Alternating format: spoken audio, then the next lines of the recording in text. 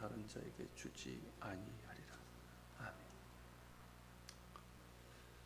이사야 48장은 다시 이스라엘을 법정으로 소환하고 있습니다. 재판장이신 하나님께서는 야곱의 집 이스라엘이라 일컫는 유다의 자손들을 부르시면서 이 말을 들으라 하십니다. 야곱의 집 이스라엘이라 일컬음을 받으며 유다의 허리에서 나왔다는 것 자체가 그들의 거짓과 불순종을 고발하고 있습니다. 야곱의 집은 하나님께서 택하신 족속임을 의미하며 이스라엘 역시 그러합니다. 그들은 하나님의 은혜로 택함받은 족속이고 놀라운 구속의 은총과 복을 받은 사람들입니다. 애굽의 노예로 있던 그들을 긍휼히 여기사 능력과 권능으로 구해내시고 시내산에서 살아계신 하나님과 언약을 맺어 언약 백성이 되었습니다. 살아계신 한 분 하나님과 그분의 법에 따라 사는 가운데 약속된 엄청난 은혜와 복이 그들에게 주어졌습니다. 천하 민족 중에 이런 은혜를 받은 민족은 없습니다. 그들은 시내산 아래에서 그리고 요단 동편에서 또한 가나안 땅을 차지한 후에 여호와의 이름으로 맹세하여 이스라엘 하나님을 기념했습니다.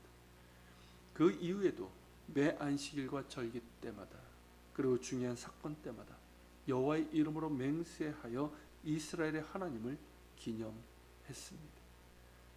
그러나 하나님의 책망은 거기에 진실도 없고 공의도 없다는 것입니다. 시간이 흐를수록 더욱 그러했습니다. 입만 열면 우리는 거룩한 성 출신이라고 스스로 부르며 이스라엘의 하나님을 의지한다 하며 그의 이름이 만군의 여호와라고 하나 실상 그들의 마음에도 그들의 삶에도 진실이 없고 공의도 없었습니다. 4절에서 말씀하신 것처럼 그들은 완고하며 그들의 목은 쇠의 힘줄 같고 그들의 이마는 노쇠와 같았습니다. 완고하고 자신의 잘못을 깨닫지 못하고 교만하고 말만 할 뿐 겸손히 하나님을 경외하고 그 말씀을 따르지 않았습니다. 말과 삶의 괴리, 입으로 말하는 신앙 고백과 실제의 삶이 다른 것에 대해서는 우리 역시 할 말이 없습니다. 물론 우리 대부분은 완전하지 않습니다. 많은 연약함과 모순과 불합리성이 우리 가운데 있습니다. 말한 바를 제대로 행하지 못하는, 진실되지 못하고 성실하지 못한 부분도 있습니다. 그러기에 말과 삶의 괴리가 있고 입으로 고백하는 신앙 고백과 삶의 차이가 존재합니다. 이것이 우리의 연약함이지만 이것 자체를 가지고 하나님께서 책망하시는 것이 아닙니다. 하나님께서는 우리의 연약함을 아십니다. 그러기에 그 연약함 자체를 가지고 책망하시는 것은 아닙니다. 그런 괴리를 너무나 당연히 여기는 듯한 태도와 삶을 말씀하시는 겁니다. 하나님께서 예수 그리스도를 통해서 우리를 구원하시고 당신의 자녀로 삼으신 이유는 우리로 하여금 예수 그리스도의 장성한 분량에 이르기까지의 성장을 이루고 그래서 예수님 닮은 신앙 인격과 삶의 열매를 맺어가는 것입니다.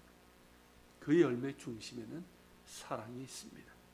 예수님께서 요한복음 15장에서 말씀하신 것처럼 포도나무이신 주님께 붙어 있어서 주님과 사랑의 교제를 나누는 가운데 주님의 은혜와 말씀에 대한 순종을 통해 열매를 맺을 때 그 열매를 통해 하나님께서 영광 받으시고 우리가 예수님의 제자라는 것이 증명되는 것이죠.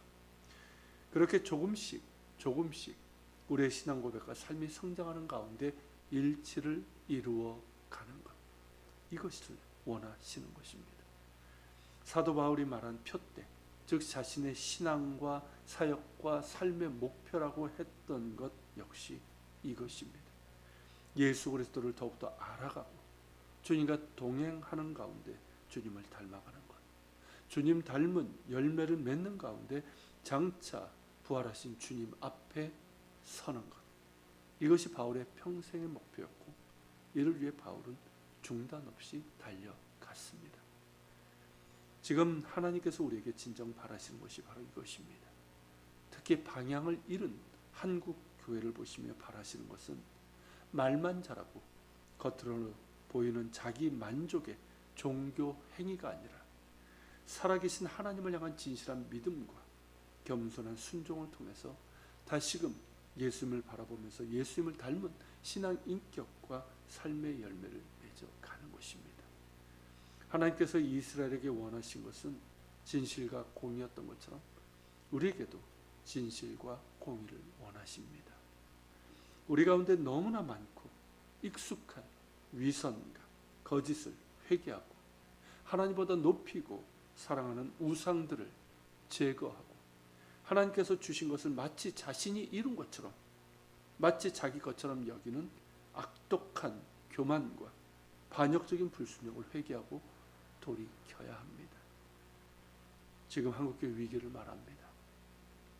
코로나19 사태를 거치면서 그리고 포스트 코로나를 말하고 있는 지금의 상황에서 많은 우려를 하고 있습니다. 하지만 반대로 생각하면 지금이 하나님께서 한국교회에 주신 기회라 할 수 있을 겁니다. 본문에서 보듯 이스라엘 향한 하나님의 책망은 그들을 벌하기 위해서가 아니라 그들이 다시금 돌이켜 하나님을 향한 진실과 공의를 회복하길 원해서입니다. 그래서 이스라엘의 폐역과 반역적인 불순종에도 불구하고 노하기를 더디하셨고 참으시고 그들을 멸하지 않으신 것이며 그들을 바벨론에 넘겨주신 것도 그들을 연단시키기 위해서 그리 하신 겁니다.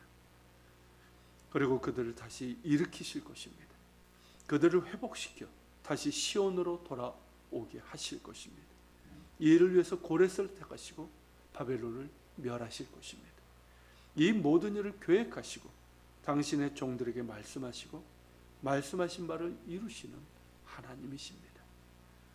이 모든 일들은 9절과 11절에서 말씀하시듯 하나님의 이름을 위하여 하나님의 영광을 위하여 하나님을 위하여 행하실 것입니다.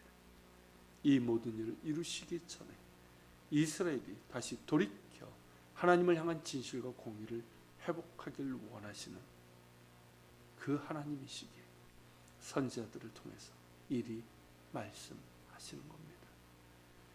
이는 우리에게도 마찬가지라고 생각합니다. 위기인 것은 분명하나 하나님께로 돌이킬 수 있는 기회이기도 합니다. 우리의 거짓과 위선과 탐욕과 우상 숭배와 교만과 반역적인 불순종을 회개하고 다시금 하나님께로 돌이켜 진실과 공의를 회복한다면 하나님께서 다시금 우리를 세우시고 우리를 통해서 영광과 찬송을 받으실 것이며 한국교회는 하나님 나라를 확장하는 도구로 다시금 쓰임받게 될 것입니다. 같이 기도합시다. 오늘 말씀을 기억하며 그리고 한국교회를 위해서 또 우리 각자가 섬기는